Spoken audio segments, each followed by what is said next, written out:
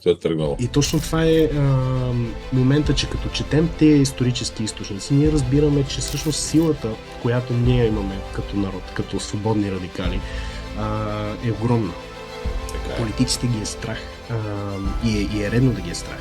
Значи ситуация, в която политика не го е страх от народа си, е ситуация, в която политика мачка народа си. И ние натам се движим. Ние се движим точно натам. Защото ние в един момент трябва да бъдем, и аз това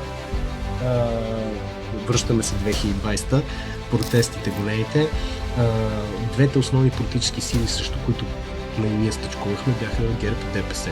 Да. И когато бяха протестите, когато цяла София беше блокирана, когато се биехме с полицията и когато блокирахме кръстовища, гербаджиите и депесарите се криеха като мишки.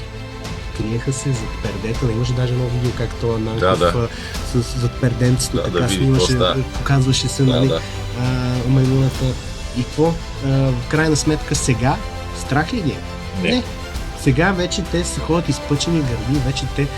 Това вече се е забравило тия протестите. Аз даже бях в една брутална ситуация, в която спориме за незаконния строеж Златен век. И то ми декларира, че вика, аз бях част от протестите, аз бях на протестите. Да, разбира се. Младия архитект. Мирянов. Вика, аз бях също на протестите. Викам, къде си бил на протестите, като ние протестите на практика бяха за хора срещу хора като те. Срещу хора, които използват лостовете на властта, за да си правят каквото си искат.